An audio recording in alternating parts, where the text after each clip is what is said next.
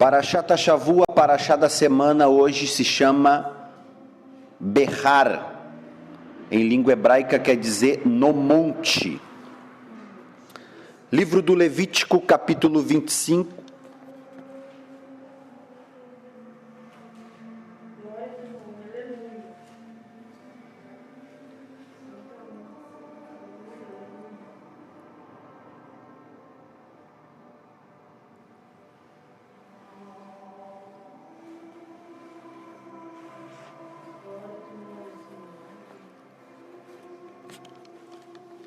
Amém, queridos irmãos? Em língua hebraica nos diz assim: Vaidaber Hashem el Moshe Behar Sinai lemor daber el Bnei Israel ve'amarta alechem kitavu al haaretz asher ani notem lachem ve'shabatam ve'haaretz shabat la Adonai.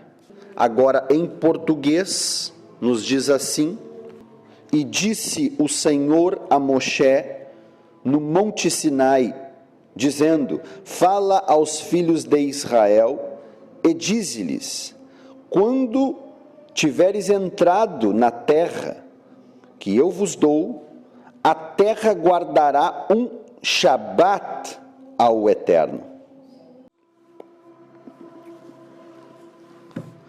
Algo interessante no texto em que nós lemos, porque vai falar exatamente sobre o ano sabático.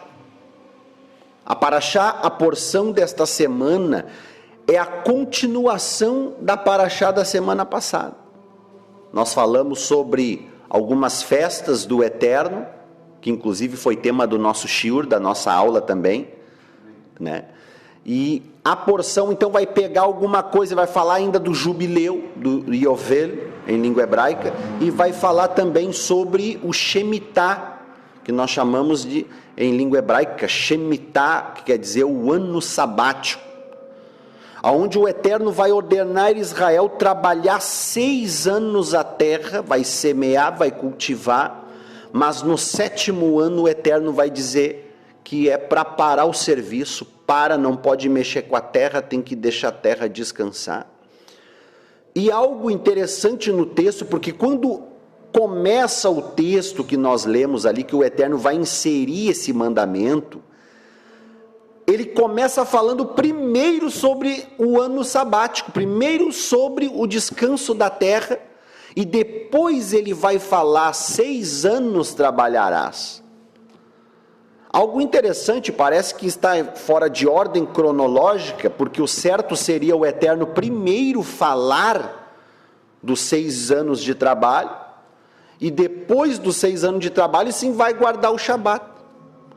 É como se o Eterno tivesse invertido a ordem, e falado primeiro do Shabat, do ano do sabático, e depois ele vai falar dos 6 anos de trabalho. E a pergunta é: por que o Eterno inverteu a ordem e escolheu primeiro falar do Shemitah, do ano sabático, e somente depois ele vai falar dos 6 anos de trabalho? Os nossos Harhamim, os nossos sábios de abençoada memória, dizem que o Eterno faz isso justamente para incutir na nossa mente os princípios espirituais. O que o Eterno está querendo nos ensinar é que antes de nós nos envolvermos com alguma atividade, algum negócio, antes de tudo, primeiro nós temos que ter os princípios espirituais dentro de nós, antes de se envolver em qualquer negócio. Para quê? Para que a gente não venha se perder, se desviar do Eterno. Quando Israel vai entrar na terra prometida, que ele vai herdar a herança, o Eterno diz: guarda-te de não te esqueceres do Senhor teu Deus, não cumprindo os seus mandamentos. E depois ele vai dizer assim, para que depois de vocês terem comido, depois de vocês terem se fartados, depois que vocês venham enriquecer, aumentar o seu rebanho, o seu ouro, a sua prata, para que não venha se ensoberbecer o vosso coração e vocês venham esquecer do Senhor teu Deus.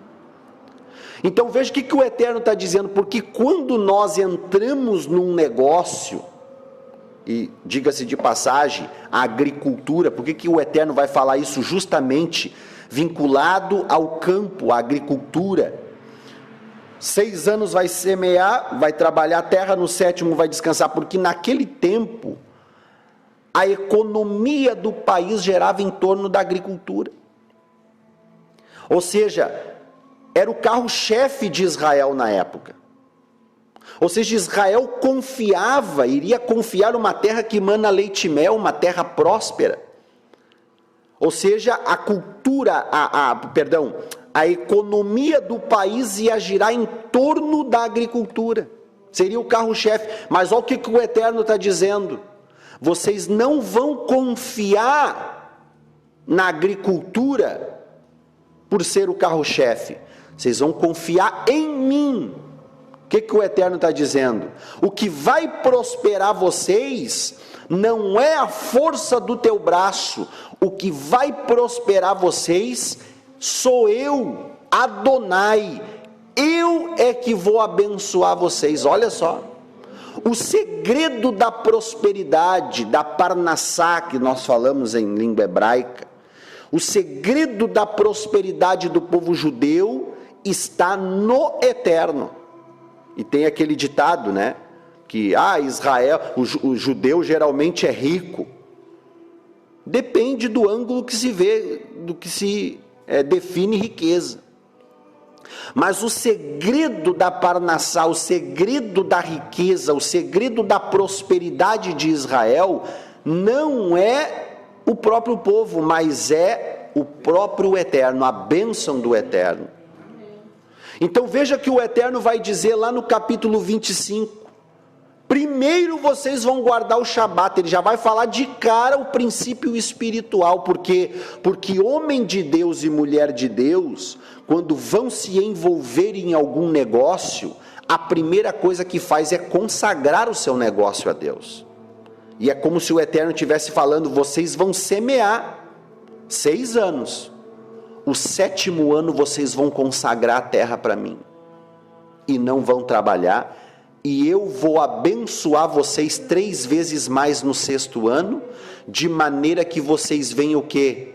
Comer no 7º ano, comer no 8º ano e ainda comer no 9º ano, porque no 8º ano ali, né, ou seja, no primeiro ano, que é o 8º, Israel teria que voltar a semear, então até a terra produzir, gerar o produto do campo, Israel ficaria sem comer, então o Eterno mandaria a provisão até que pudessem colher aqueles frutos. Então o primeiro motivo de o Eterno colocar logo de cara o princípio espiritual, antes de falar dos 6 dias de trabalho, é exatamente isso, para que Israel já tivesse o princípio espiritual antes de começar o seu negócio. Porque digamos que eles viessem a prosperar, e com certeza iriam prosperar, porque o Eterno ia derramar a bênção. Mas adianta prosperar e se desviar do Eterno? Não adianta. Como o próprio Passuk, o versículo, em língua hebraica é Passuk, que o irmão Irã leu aqui, de que vale o homem ganhar o mundo inteiro e perder a sua alma, a sua nefesh. Ou seja, o Eterno está dizendo que não adianta vocês plantarem, vocês prosperarem e não ter os princípios espirituais. É isso que Deus está falando para Israel. Então o primeiro motivo de o Eterno colocar é isso, é porque botar o Shabat na frente, o Shemitah, justamente é isso, para que Israel tivesse o princípio espiritual antes de se envolver em qualquer negócio, para que, se eles viessem prosperar, eles não iriam se desviar do Eterno, porque eles já teriam o princípio espiritual dentro deles, Baruch Hashem. O segundo motivo seria porque, tendo os princípios espirituais, as pessoas não venham se afundar nos aspectos materiais e mundanos. para não caírem em tentação. Por quê? Porque a vontade de enriquecer, às vezes, coloca as pessoas em maus lençóis. Se a pessoa não tem o princípio espiritual e almeja a riqueza, a pessoa pode se colocar em grandes perigos. O inimigo pode tentar essa pessoa a tentar conquistar a riqueza por meios ilícitos. Por exemplo, digamos que eu tenha uma oficina mecânica, e aí chega o cliente lá para fazer um serviço, para fazer um orçamento, e o carro dele apresenta um problema na suspensão. Eu que tenho conhecimento mecânico de suspensão, posso usar do meu conhecimento para o quê? Usar de malandragem para o cliente que não conhece de mecânica, para mim poder o quê? Condenar peças desnecessárias e fazer um orçamento maior, para mim poder ter o quê? Um retorno maior, para mim poder conquistar riquezas mais rápido. Ou seja, se eu não tiver o princípio espiritual, a tentação vai fazer o quê? Me colocar em perigo. Isso vai me colocar em perigo. Eu posso usar de malandragem para tentar enriquecer mais rápido. Então, quando o Eterno coloca já logo de cara o princípio espiritual para depois falar do trabalho, é exatamente isso que ele quer dizer. Porque quando vocês começarem a trabalhar, quando vocês começarem a lidar com o negócio de vocês, vocês vão ser justos no negócio de vocês, porque vocês vão ter princípio espiritual dentro de vocês, o caráter do Eterno, e vocês não vão usar de malandragem para com o próximo. Porque se nós entramos num negócio com o intento de enriquecer e não temos os princípios espirituais, isso pode nos colocar em quê? Em tentação, para usar de quê? Artimanhas, atalhos, para tentar o quê? Juntar dinheiro mais rápido e enriquecer. O terceiro motivo do Eterno colocar o princípio espiritual na frente é, como eu disse antes, para entendermos que a nossa parnassá, a nossa provisão, o nosso sustento não vem da força do nosso braço ou do fruto do nosso próprio conhecimento, mas do próprio Eterno. Aqui o negócio aperta, porque o Eterno não está falando de um dia, como ele pede no Shabat. No Shabat, o Eterno vai dizer o seguinte: vocês vão trabalhar 6 dias, no 7º dia vocês não vão trabalhar, sim ou não? Só que aqui o Eterno está falando de anos, pessoal. Imagine, o Eterno está dando um mandamento onde o povo vai trabalhar 6 anos, e no 7º ano vai ficar sem trabalhar. Imagine você, o povo ficar 1 ano sem trabalhar e sem produzir. Tem gente que, se ficar 1 ano sem trabalhar, já fica preocupado, já fica ansioso: como é que eu vou me manter? Como que nós vamos se sustentar ficar 1 ano parado? Se o Eterno chegasse para os empresários hoje em dia e falasse assim: ó, vocês vão trabalhar, vocês vão produzir durante 6 anos, no 7º ano vocês vão fechar a empresa de vocês e vão ficar 1 ano parado, os empresários iriam ir à loucura. Dizer: mas como que eu vou fechar minha empresa durante 1 ano?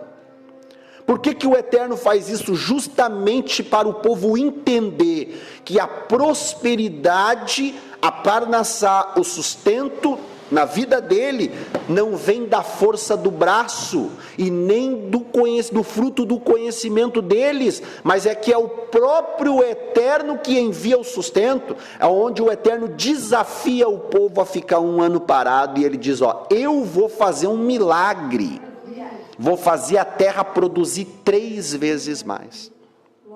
Interessante isso. Em Deuteronômio, no capítulo 8, Sefer Devarim, ali onde nós lemos, você não precisa abrir, vai nos dizer ali: não digas no teu coração, a força do meu braço me proporcionou estas riquezas, mas antes te lembrará de quem dá a força para o teu braço. Olha que interessante. Deuteronômio Sefer Devarim, capítulo 8, e o verso 17 ao 18. Não digas nem teu coração, a força do meu braço me proporcionou essas riquezas. Por quê? Porque se a pessoa não tem o princípio espiritual, irmãos, queridos Haverim, a pessoa vai achar que ela conquistou aquilo por méritos dela. Mas se a pessoa tem o princípio espiritual e guarda o mandamento de Deus de descansar a terra, e a prosperidade vem sobre ela, logo a pessoa já vai entender o quê? Quem me prosperou foi o próprio Eterno. Ou seja, nós deveríamos o quê? Fazer a nossa parte durante 6 anos, sim, vamos trabalhar, vamos dar o nosso máximo, mas no 7º ano o Eterno diz: larga as ferramentas e consagra a terra. Larga as ferramentas e deixa a terra descansar, e vocês vão ver que o segredo da prosperidade é guardar o que eu digo, é guardar o que eu falo, guardar os meus mandamentos. Livro do Deuteronômio, capítulo 28, o Eterno vai dizer: se atentamente ouvires a voz do Senhor teu Deus, e guardares os mandamentos que hoje vos ordeno, essas bênçãos virão sobre ti e te alcançarão. Bendito serás na cidade, bendito serás no campo.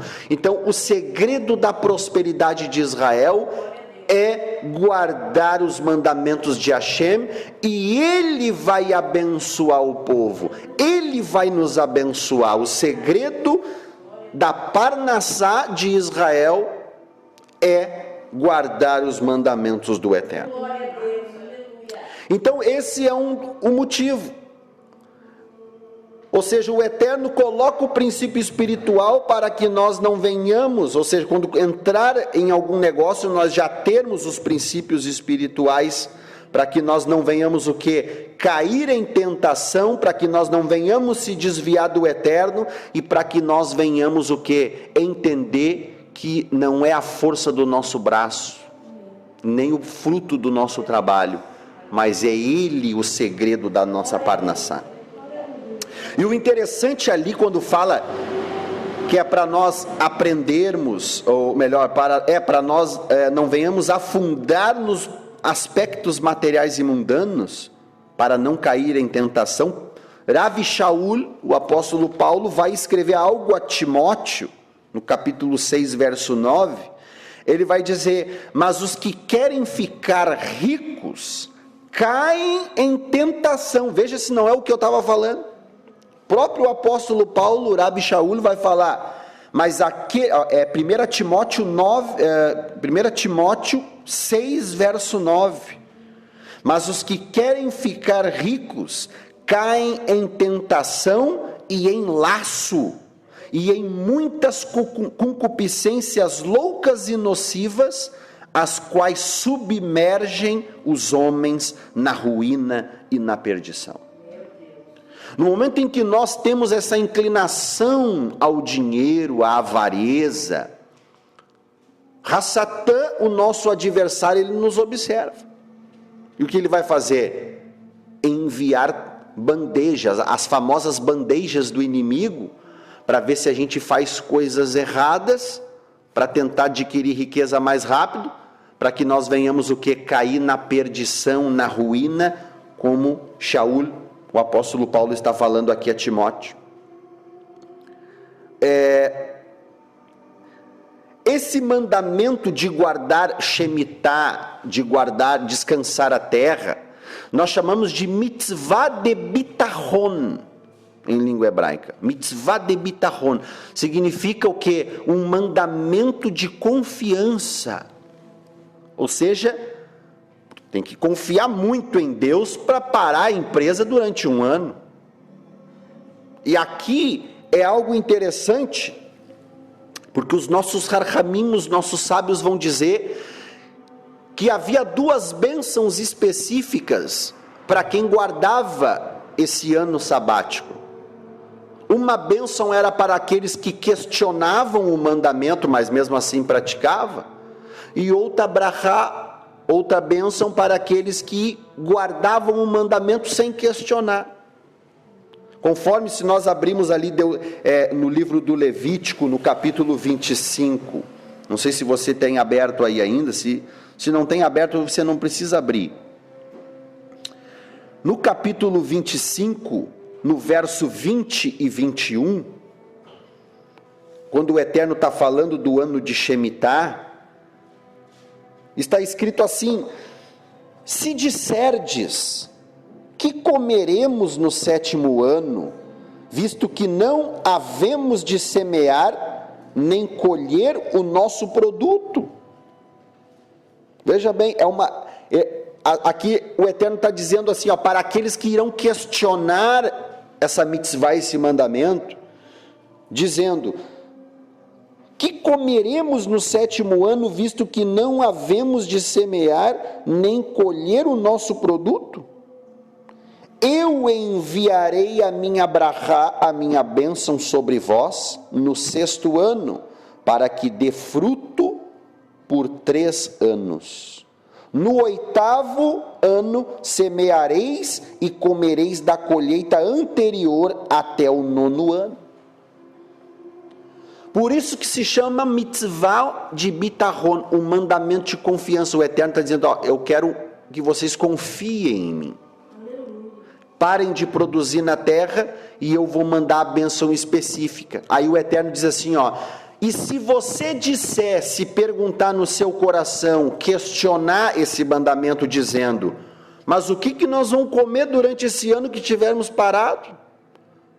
Sendo que não vamos semear e nem colher o fruto, o produto do nosso campo. O que nós vamos comer? O Eterno diz: eu vou dar a minha brachá, a minha bênção 3 vezes mais para você. Aí sabe o que os sábios dizem? Que essa bênção do campo produzir 3 vezes mais é para aqueles que questionam: o que nós vamos comer? Mas para aqueles que não questionam, que praticam a bitachon, que é a confiança em Deus, o Eterno diz: eu não vou abençoar 3 vezes mais, eu vou abençoar 1 vez mais. Ou seja, o Eterno vai abençoar menos. Parece que isso é contraditório. Para aquele que questiona, o Eterno dá 3 vezes mais, mas porque não questiona, o Eterno dá 1 vez mais. Ou seja, não era para ser o contrário? O que os nossos sábios vão dizer? Porque uma bênção é chamada de bênção quantitativa. É uma bênção de quantidade.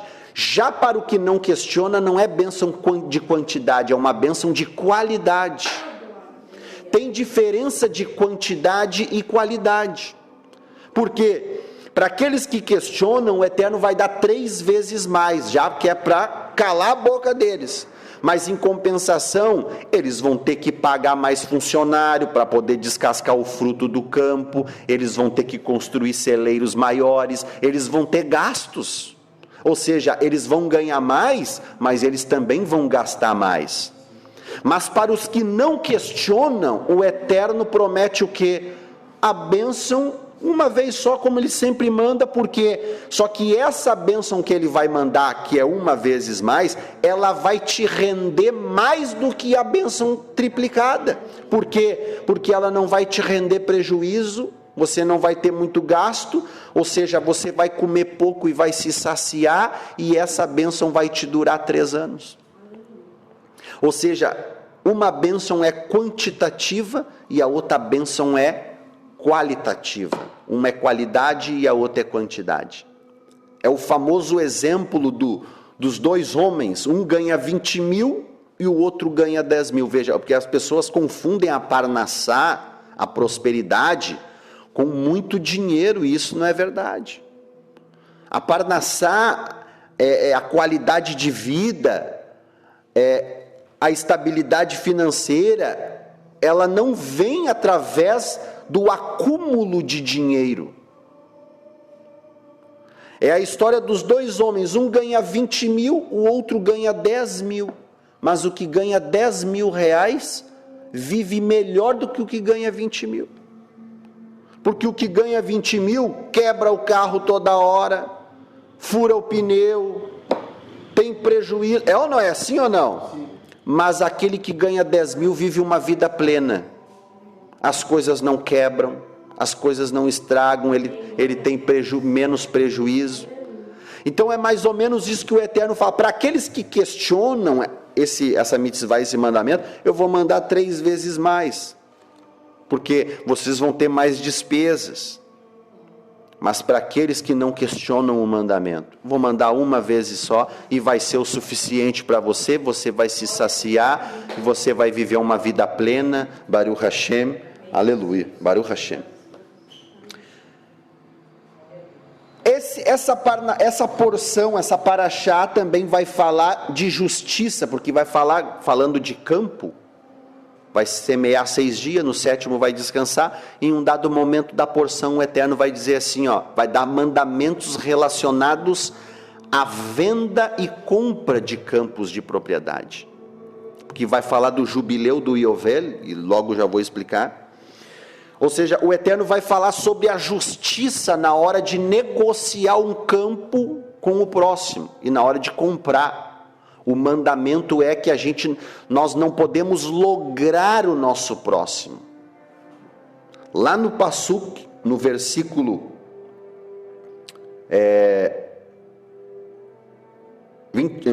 14, o Eterno vai dizer nesse mesmo capítulo: não vos enganeis uns aos outros, na questão de negócio.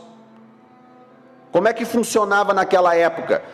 Como o jubileu se conta, 7 anos sabático, 7 vezes 7, 49, no 50º ano é jubileu. E as terras então são devolvidas no jubileu. Digamos que eu vá comprar uma terra de alguém, mas falta 10 anos para o jubileu chegar. Eu vou ter que comprar essa terra vai ficar em minha posse durante 10 anos, quando chegar o jubileu eu tenho que devolver para o dono. Então se falta 10 anos para o jubileu chegar, o preço da terra é 1. Mas se falta 20 anos para o jubileu chegar, o preço da terra é mais caro. Se falta 30 anos para o jubileu chegar, o preço da terra é mais caro ainda, porque aquele que comprar a terra vai ter 30 anos para trabalhar a terra, para poder tirar o dinheiro que ele pagou e ainda tirar o seu lucro. Ou seja, é uma forma de arrendar a terra, é uma forma de arrendar a propriedade. Então digamos que falte 40 anos para o jubileu chegar, o irmão vai chegar lá e vai pagar um valor, preço justo. Falta 40 anos, o senhor vai usar a terra bastante tempo, então é justo o preço que o senhor vai pagar. Agora se falta 10 anos, o preço é menor. Aí o comprador vai dizer: não, mas falta só 10 anos para o jubileu chegar, eu vou usar pouco tempo a terra, e então o preço tem que ser menor, porque daqui 10 anos eu vou ter que devolver. E o Eterno fala que deve sim se devolver a terra, porque para que as pessoas venham aprender que a terra é dele, e que ele que confiou para nós todas as coisas. E ele vai dizer: a terra deve voltar aos seus antigos donos, aos seus primeiros proprietários. Esse é o segredo porque Hashem tira Israel da terra do Egito e leva para Canaã, e havia o quê? 7 nações lá de gigantes na terra.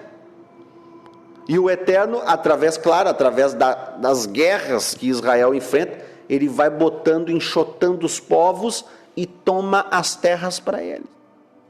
Eu já vi gente questionando, dizendo: mas Rabino, Deus não é justo? Eu falei: mas por quê?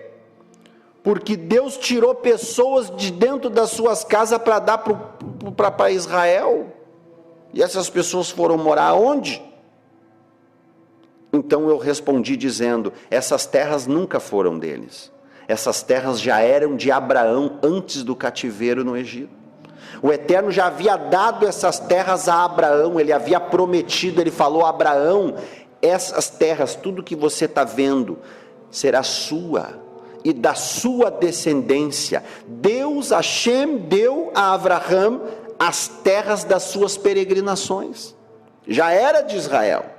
Só que Israel foi para o cativeiro, na época de Yosef, de José, foi para o cativeiro por causa da fome lá, né? Então eles foram para o Mitzrayim, para o Egito, acabaram ficando escravo no Mitzrayim, porque se levantou um faraó que não conhecia Yosef e oprimiu a descendência de Abraão no Mitzrayim, no Egito.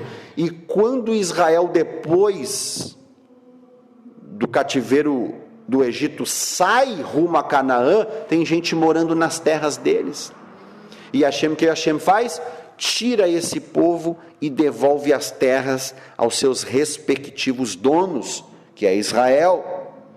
É mais ou menos assim. 50 anos se passa, quando chega no 50º ano, as terras devem ser devolvidas, os escravos são libertos, ou seja, deve ser restituído, e o Eterno diz, quando for negociar a propriedade, tem que ser um preço justo, que não lese, não venha lesar o comprador e não venha lesar o vendedor.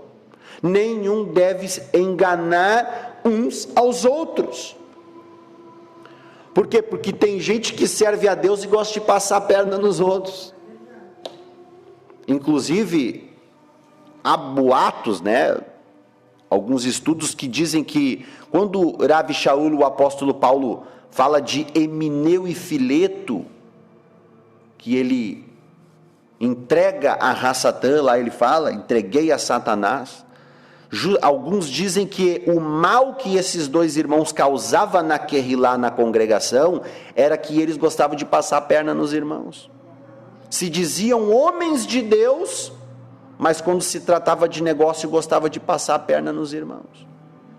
E Rav Shaul, o apóstolo Paulo, então vai convidar esses dois ahim, esses dois irmãos, a se retirarem da congregação, porque eles estavam enganando o povo, ou seja, estavam se passando por irmãos, para enganar o povo, ou seja, quebrando o mandamento que o Eterno diz, não vos enganeis uns aos outros, ou seja, pratiquem a justiça, o negócio tem que ser bom para os dois lados.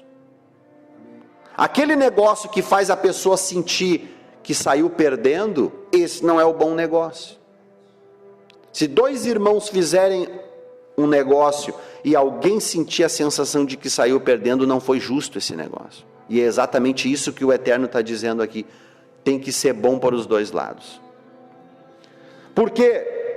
Porque em Provérbios 21:3 vai dizer, faze justiça e julgue com retidão. Fazer justiça e julgar com retidão é mais aceitável ao Senhor do que sacrifícios, do que korbanot. E Provérbios 11 vai dizer, a balança enganosa é abominável ao Senhor, mas o peso justo é o seu prazer. Ou seja, quando agimos de artimanha, de malandragem, para se beneficiar e lesar o irmão, nós estamos cometendo um pecado aqui. Então veja que justiça para Deus é quando há o que? Equidade. Há um balanço, há um equilíbrio. O que é equidade? Equidade é a gente dar as medidas certas segundo as proporções. Ou seja, imagine você uma corrida onde um gigante e um anão vai correr. Eles vão sair da mesma largada até o final, eles não vão percorrer o mesmo percurso. O que é equidade? Equidade, eles vão calcular o passo do gigante, vai se calcular o passo do anão, vai colocar o anão em uma distância da linha de chegada e o gigante numa distância mais longa e vai ser dada a largada, e aí então eles vão correr para ser proporcional para os dois. Isso é equidade, e é exatamente isso que o Eterno está cobrando aqui nesse mandamento. Na hora de negociar, tem que ter equilíbrio, tem que ser bom para os dois, tem que ser peso justo, não pode ser balança enganosa, que naquele tempo a balança enganosa, eles adulteravam a balança, e na hora que a pessoa ia pesar o dinheiro, ou seja, Havia duas formas de se adulterar a balança. Primeiro, para pesar o produto. A pessoa botava 1 quilo de batata ali em cima, pesava 1 quilo, mas na verdade não tinha 1 quilo, tinha 800 gramas. A balança está enganosa. E na hora que a pessoa vai pesar o dinheiro, era o contrário. A pessoa pesava um talento, comprar um terreno, a pessoa pesava tantos talentos de prata, só que na verdade a balança tá pesando mais, mas está marcando menos. E a pessoa coloca dinheiro a mais até chegar ali, mas na verdade a pessoa pagou muito mais do que deveria. Isso é balança enganosa. E Salomão vai dizer o quê? Que a balança enganosa é abominação ao Senhor. No momento que a gente faz algo para se beneficiar e lesa alguém, então isso não é justiça diante de Deus. Nós vamos ver também o caso de Zaqueu. Zaqueu, ele foi uma pessoa que enganou a outras pessoas. Era um judeu que trabalhava para o Império Romano na coleta de impostos, porém, ou seja, ele era um judeu que era frustrado. Já preguei aqui sobre Zaqueu, né? Ele, através da sua frustração por ser ele um anão, a Bíblia vai dizer que ele era um homem de baixa estatura, e não pôde ser sacerdote, porque a lei diz que para ser sacerdote não podia ter cicatriz no rosto, não podia ter osso quebrado, não. Lembra que nós estudamos sobre isso? A pessoa, para ser sacerdote, não bastava só ser da tribo de Levi e da família de Arão, filhos de Arão. A pessoa não podia ter cicatriz no rosto, não podia ter olho furado, não podia ser cego, não podia ter osso quebrado, a pessoa não podia ter testículo rachado, a pessoa não podia ser anão. E Zaqueu estudou, chegou na hora, não conseguiu ser um Kohanim, se frustrou e disse: já que eu não posso trabalhar a favor, eu vou trabalhar contra. E então foi trabalhar para o Império Romano, cobrando impostos. E por causa disso, que não existe nada pior do que lidar com pessoas frustradas. A frustração no coração das pessoas fazem elas cometerem atitudes terríveis. Que Deus venha nos dar sabedoria para lidar com esse tipo de gente. E Zaqueu ali começa, através da sua frustração, vai trabalhar para o Império Romano, e ele começa a ter ódio em relação ao seu próprio povo.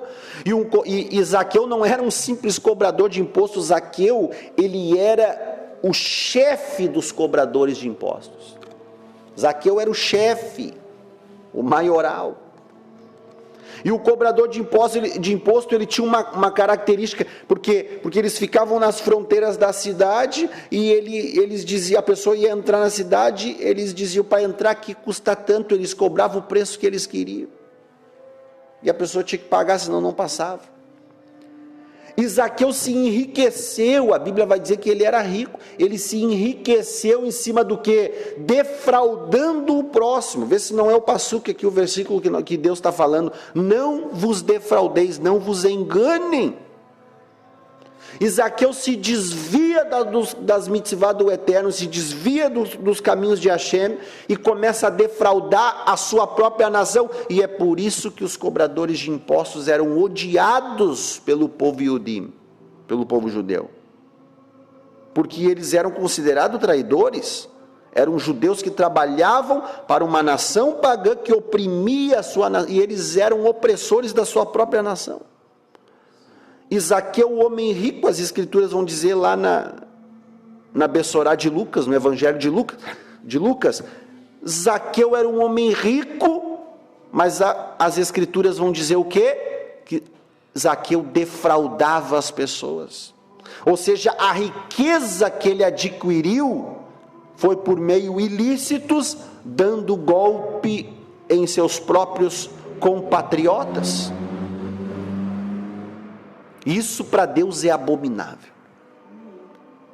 Mas um dia Yeshua, quando entrou na casa dele, observando as riquezas de Zaqueu, Zaqueu disse: mestre, metade do que eu tenho, dos meus bens, eu dou para os pobres. Sabe o que Yeshua falou? Nada. Porque tem coisas que a gente faz que até são boas, mas não é o suficiente. Nós estamos falando de um homem rico. Zaqueu era um homem rico. Imagine você pegar metade dos bens de um homem rico e dar aos pobres. É muita coisa ou não é? Você daria metade dos seus bens aos pobres? Nós estamos falando de um homem rico.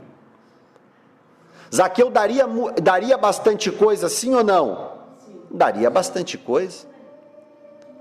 Então por que Yeshua ficou quieto quando Zaqueu falou metade do que eu tenho eu dou para os pobres? É até bom, mas não é o suficiente para mudar o quadro da nossa história. Zaqueu foi um homem que defraudou as pessoas para ficar rico, e o mínimo que ele deveria fazer é cumprir o mandamento de restituição prescrito por Deus na Torá.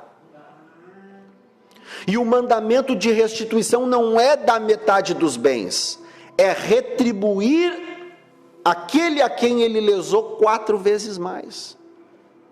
É feito o cálculo, o prejuízo foi tanto, então a pessoa deve pagar 4 vezes mais.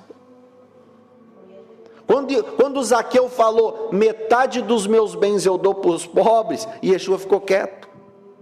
Não foi o suficiente para Yeshua se manifestar. Tem coisas que a gente faz que é boa, mas não é o suficiente para Yeshua, para Hashem, se manifestar na nossa vida e mudar o quadro da nossa história.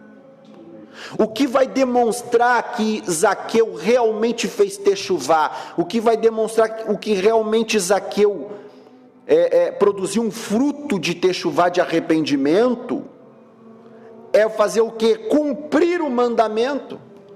Quando nós cumprimos os mandamentos do Eterno, nós estamos declarando para o mundo espiritual e para Hashem que nós estamos arrependidos e que nós queremos fazer o que é certo, aquilo que Ele prescreveu para nós. Que, diga-se de passagem, é a vontade boa, perfeita e agradável de Hashem. Então Zaqueu falou, metade do que eu tenho eu dou para os pobres, e Yeshua não se manifesta, fica quieto. Mas quando Zaqueu diz assim... Mestre, se em alguma coisa eu defraudei alguém, e com certeza defraudou, com certeza usou de engano, se em alguma coisa eu defraudei, eu restituo 4 vezes mais. Quando Zaqueu fez isso, ele fez certo. E aí quando ele fez isso, ele cumpriu o mandamento. Quando ele cumpriu o mandamento, ele realmente demonstrou o fruto de arrependimento, de techuvá. E agora Yeshua, que estava quieto, vai se levantar na mesa e vai dizer, hoje houve salvação nessa casa, porque este também é um filho de Abraão. Por que Yeshua chama, por que quando Zaqueu falou, restituo 4 vezes mais, Yeshua vai dizer, este é um filho de Abraão? Por quê? Porque ser filho de Abraão não basta só ter sangue de judeu. Zaqueu era um judeu, mas antes ele não cumpria mandamento, então não adiantava ele não cumprir o mandamento, não adiantava ele ter sangue judeu e não cumprir o mandamento. Isso, ele não era filho de Abraão. Rabi Shaul vai dizer, nem todos de Israel são israelitas, porque Abraão também tem outros filhos, que veio de Ismael segundo a carne. Mas o que de fato vai mostrar que nós somos filhos da promessa, que nós somos filhos de Avraham Avinu, de Abraão, é guardar os mandamentos de Deus. E Yeshua falava isso ao povo judeu. E aí então o povo judeu usava o quê? A desculpa que eles eram filhos de Abraão. E Yeshua falou, e conhecereis a verdade vos libertará. Se pois o Filho vos libertar, verdadeiramente sereis livres. Ó a desculpa que eles davam, nós somos filhos de Abraão e não somos escravos, como dizes tu, seremos livres. Eles usavam a desculpa da genética. E Yeshua olha para eles e diz, vocês não são filhos de Abraão, vocês são filhos de Hassatã, porque vocês fazem as obras de Hassatã. Se vocês fossem filhos de Abraão, vocês andariam nas obras de Abraão. Veja, então o que vai determinar se nós somos filhos de Abraão não é o laço sanguíneo, mas é o andar e obedecer as mitzvot, os mandamentos do Eterno de Hashem. João Batista diz: arrependei-vos, raça de víbora. E produziu o quê? Frutos dignos de arrependimento. E não venham me dizer que vocês são filhos de Abraão, porque eles usavam essa desculpa. Porque até dessas pedras Hashem pode levantar, suscitar filhos a Abraão. O que é ser filho de Abraão? É andar nos mandamentos do Eterno. Bereshit, Gênesis 25, verso 6, o próprio Deus, o próprio Hashem, Kadosh Baruch Hu, santo e bendito seja, dá testemunho de Abraão, dizendo a Isaac: teu pai Abraão guardou os meus mandamentos, os meus preceitos e os meus hukim. Está lá mitzvot, toratot, mishpatim e hukim. Guardou os meus preceitos, as minhas leis, os meus mandamentos e os meus estatutos. Abraão guardou. Então o que vai fazer de nós filhos de Abraão não é o laço sanguíneo. É o que Yeshua falava aos judeus. O que vai fazer exatamente andar nas pegadas de Abraão, cumprir os mandamentos de Deus. E Zaqueu era alguém que tinha o laço sanguíneo com Abraão, mas não andava nas pegadas. Até ali então ele não era filho de Abraão, mas quando ele disse restituo 4 vezes, que ele cumpre o mandamento, e ele está andando nas pegadas de Abraão. E quando ele anda nas pegadas de Abraão, Yeshua olha para ele e diz: hoje houve salvação nessa casa, porque este também é um filho de Abraão. Aleluia, Baruch Hashem. Ou seja, o Yeshua está devolvendo a identidade perdida a Zaqueu. Porque tudo que o inimigo quer, preste atenção, tudo que o inimigo quer é usar das frustrações para roubar a nossa identidade em Deus. Foi isso que Hassatã fez com Zaqueu, usou da frustração para desviar ele dos caminhos de Hashem, do Eterno, e roubar a identidade de Zaqueu como um filho de Abraão. E muitas vezes isso acontece nos dias de hoje, porque o inimigo quer colocar frustração no coração das pessoas, e as pessoas sem perceber estão perdendo a sua identidade em Deus.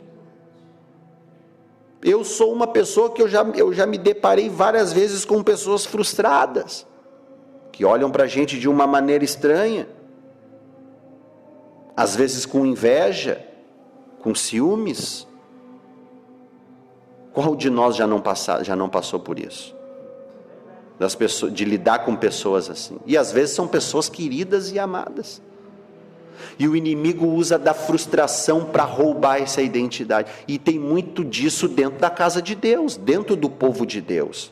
Tem dentro da Querrilá do Eterno, dentro da Kahal, do povo do Eterno, existe muita gente frustrada.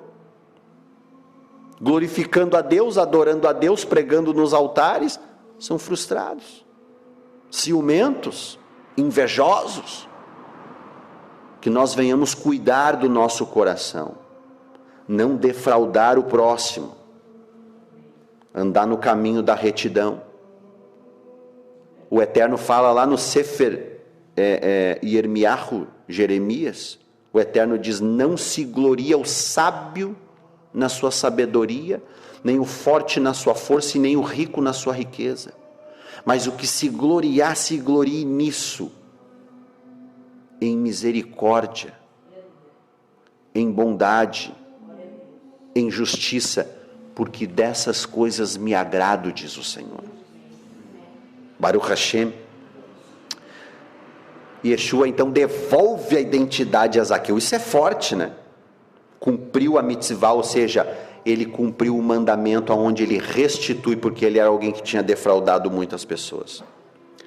E também essa paraxá vai falar, claro, falando ali de Shemitah, e vai falar de jubileu. Olha que interessante, você já fechou sua Bíblia, você não precisa abrir, é rapidinho, para nós encerrarmos.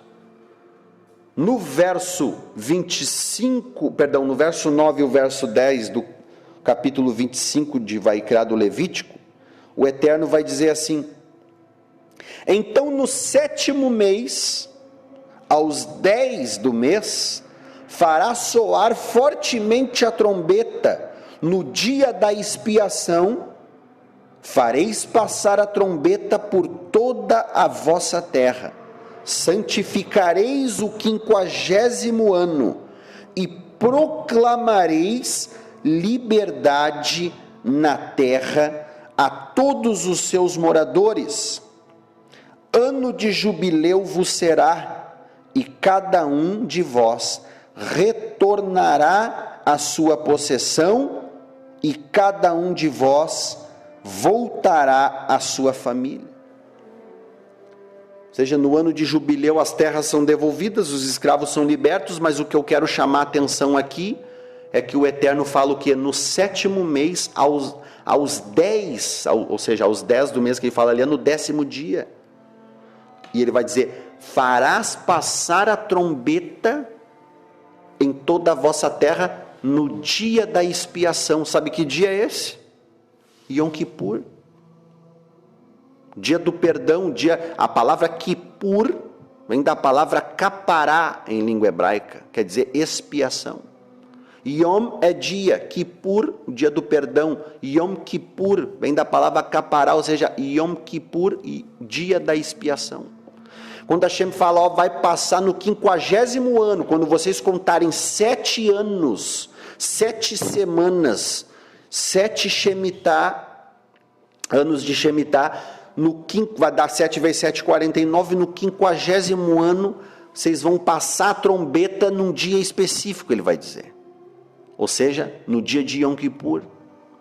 No dia de Yom Kippur vocês vão passar a trombeta, os escravos serão libertos e as terras são devolvidas. E a pergunta é: por que o Eterno, ele pede para libertar os escravos, ele vincula? Interessante isso. Por que o Eterno vincula o jubileu com o Yom Kippur? O que tem a ver uma coisa com a outra? O que tem a ver Yom Kippur com o jubileu? Por que o Eterno faz isso? Simples. Porque o Yom Kippur, ele é o dia do juízo. Veja bem, nós vamos entender aqui.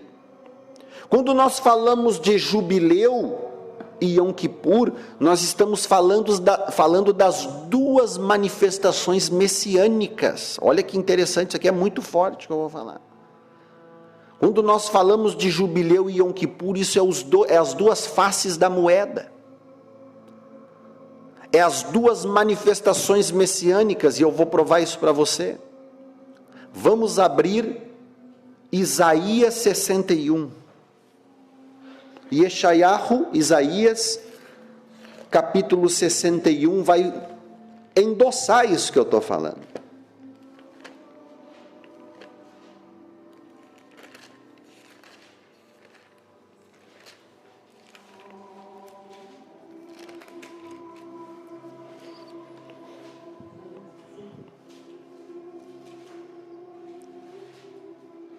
Yeshayahu 61.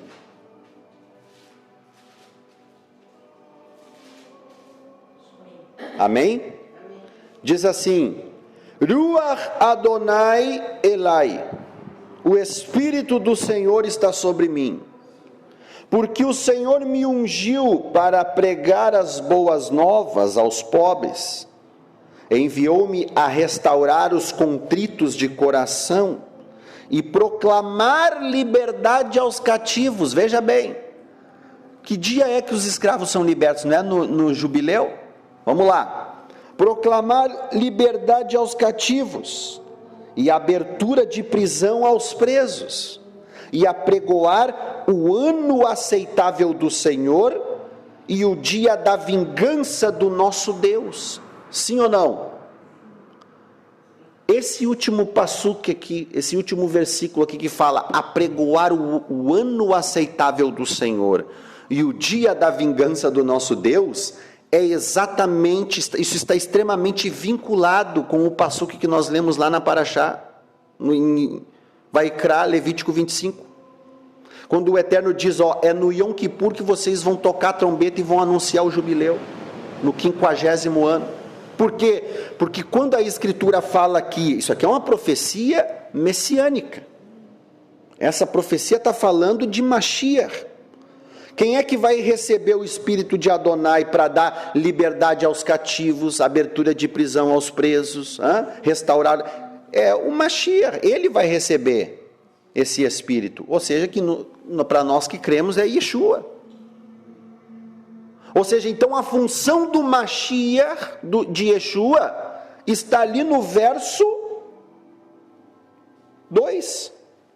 Apregoar o ano aceitável do Senhor e o dia da vingança do nosso Deus. Ou seja, Mashiach, Messias, ele vai proclamar o ano aceitável do Senhor e o dia da vingança do nosso Deus. O que significa isso? O que é o ano aceitável do Senhor? Jubileu. O Messias vai proclamar o verdadeiro jubileu, que é o que? Liberdade aos cativos, daqueles que estão algemados pelas trevas, algemados com correntes malignas e sendo oprimidos por principados e potestade das trevas. Esse é o verdadeiro jubileu. O verdadeiro jubileu é quando Mashiach voltar em glória e a gente ser aniquilado do nosso corpo, e Yetzer Hará, que é a nossa inclinação pecaminosa, isso vai ser o que? Aniquilado. Nós não vamos ter mais inclinações pecaminosas, nós não vamos mais ter tendência, concupiscência, nós não vamos mais ter vontade de pecar. Ou seja, porque enquanto nós tivermos esse Yetzer Hará, essa inclinação para o mal, que Rabi Shaul vai dizer o que? O bem que quero fazer, esse não faço, mas o mal que quero fazer, esse faço, e se faço já não sou eu que faço, mas o pecado, Hatet, o pecado que habita em mim, ele tá falando sobre isso, a inclinação da carne e a inclinação do espírito.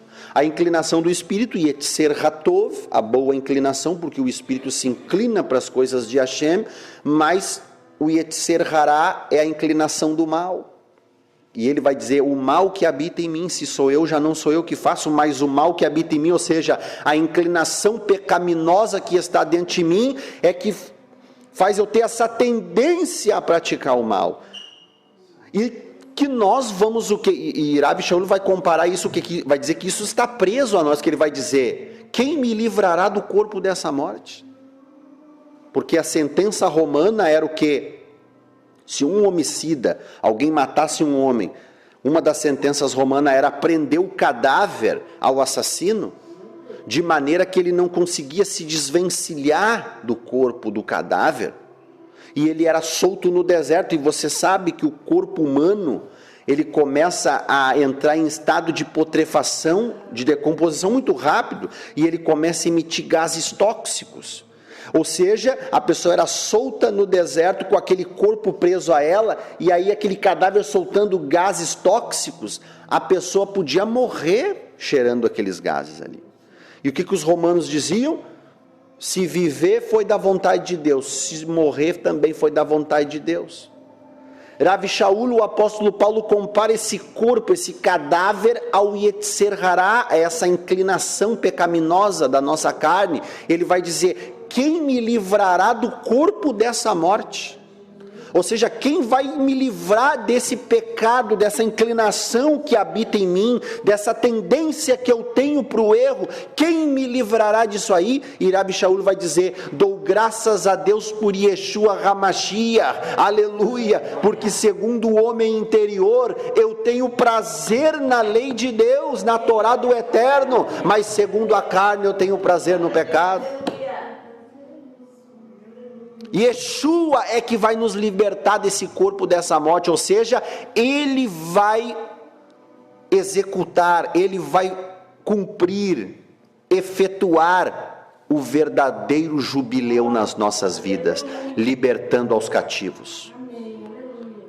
Porque na verdade ninguém é liberto ainda. As pessoas dizem, eu sou liberto. Não é liberto não. Você agora está na condição de que dominar o pecado, a inclinação para o mal. Por isso que as escrituras vão dizer que nós temos o quê? Tem que ter domínio próprio.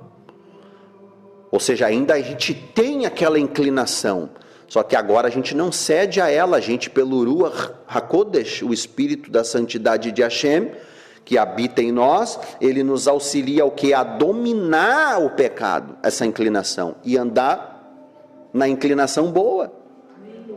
Então ninguém é liberto ainda, a gente só domina ele, só domina a tendência.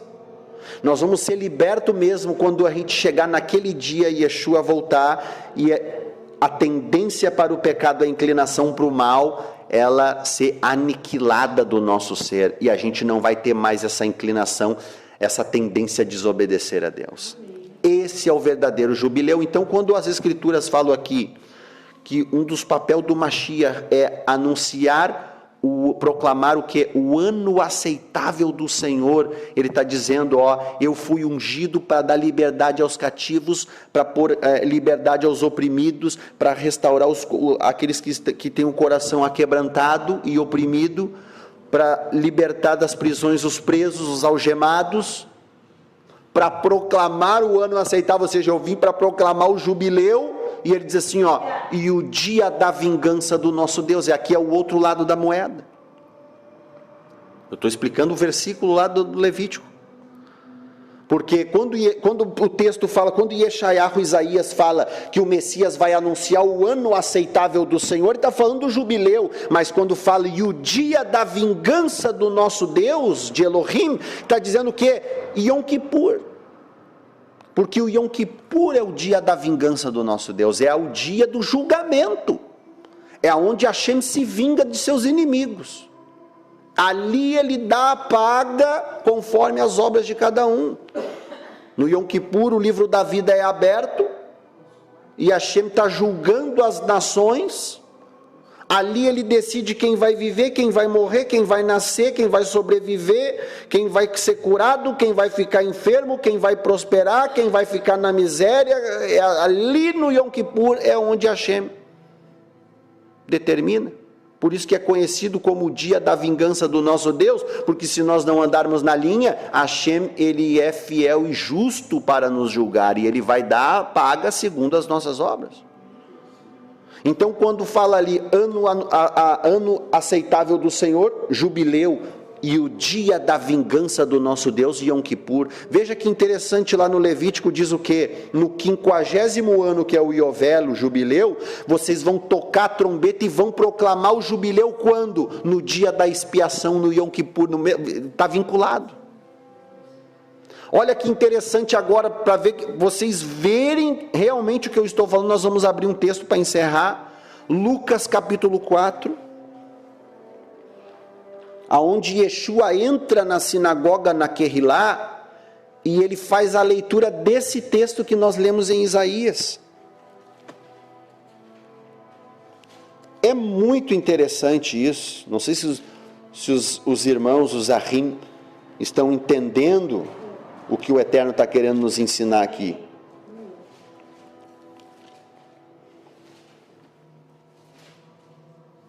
Lucas 4 e o verso 16.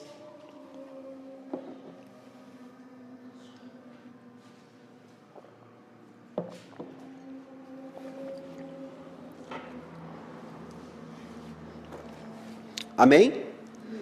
Lucas 4, verso 16 vai dizer assim: chegando a Nazaret, a Nazaré, aonde fora criado, entrou num dia de Shabat, numa Querrilá, numa sinagoga, segundo o seu costume, ou seja, Yeshua tinha costume de ir na Querrilá, e levantou-se para ler. Verso 17, foi-lhe dado o Sefer de Yeshayahu Hanavi, o livro do profeta Isaías.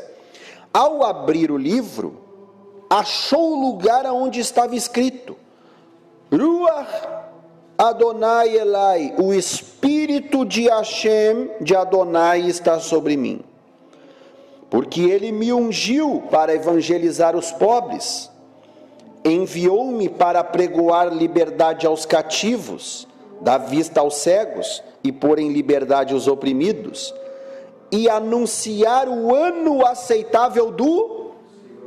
Agora uma pergunta, vocês não viram alguma coisa estranha nesse texto? Vocês notaram alguma diferença nesse texto?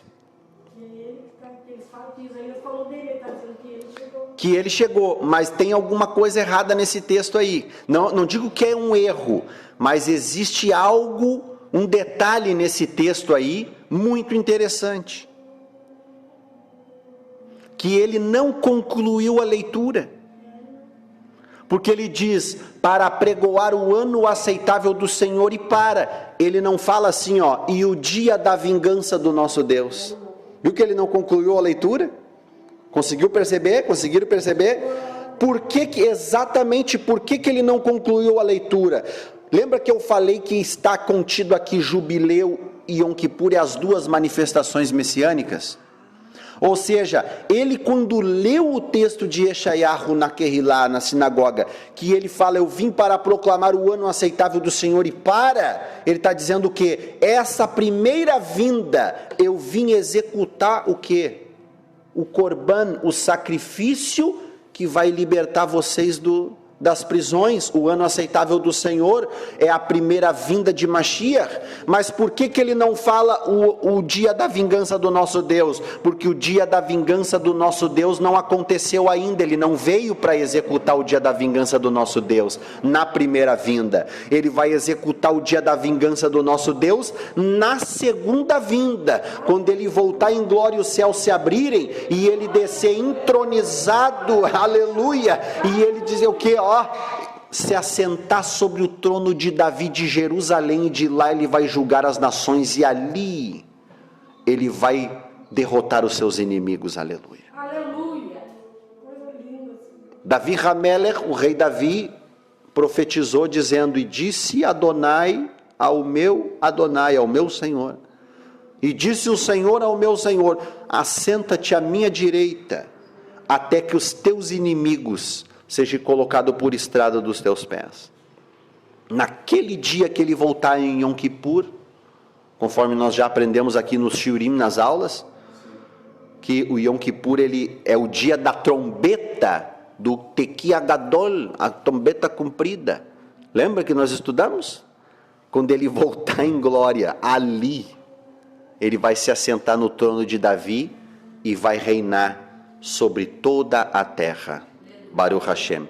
Ou seja, o Jubileu e Yom Kippur, juntos lá na Parashá, que nós estamos estudando aqui a Parashá Behar, no capítulo, no Pasuk 9 e 10, Hashem vincula, veja ali, ele vincula o Yovel, o Jubileu, com o Yom Kippur.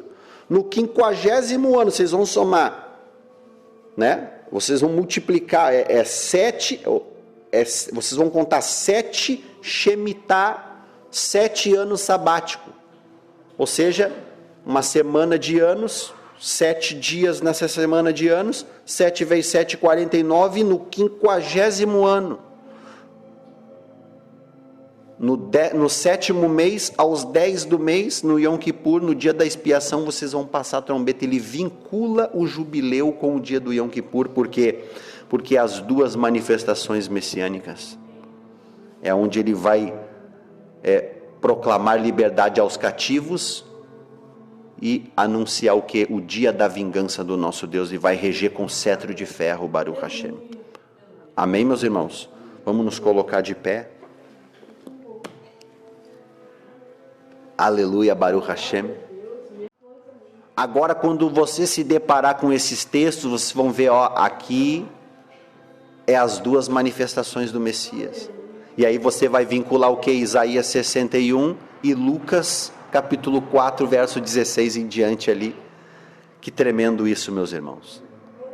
Mashiach não concluiu a leitura de propósito, ele sabia o que fazia. É conhecer as Escrituras, né? Quando ele leu, ele parou na metade ali, né? Do Pasuk. Eu vim anunciar o ano aceitável do Senhor. E o interessante é que as Escrituras vai dizer que após ele ler essa Haftará, esse texto de Isaías, ele devolve o rolo na mão do assistente, e as escrituras vão dizer que ele tomou o seu lugar, e as pessoas estavam olhando para ele, fitos nele, e a pergunta é: por que as pessoas estavam olhando para ele? Porque quando as escrituras dizem que ele devolveu o rolo para o assistente, e tomou o seu lugar, ele não sentou no lugar onde ele estava no meio do povo, ele sentou na cadeira de Mashiach, que toda Kehilá tem a cadeira de Eliarro, de Elias o profeta, e a cadeira de Mashiach, ou vice-versa, né?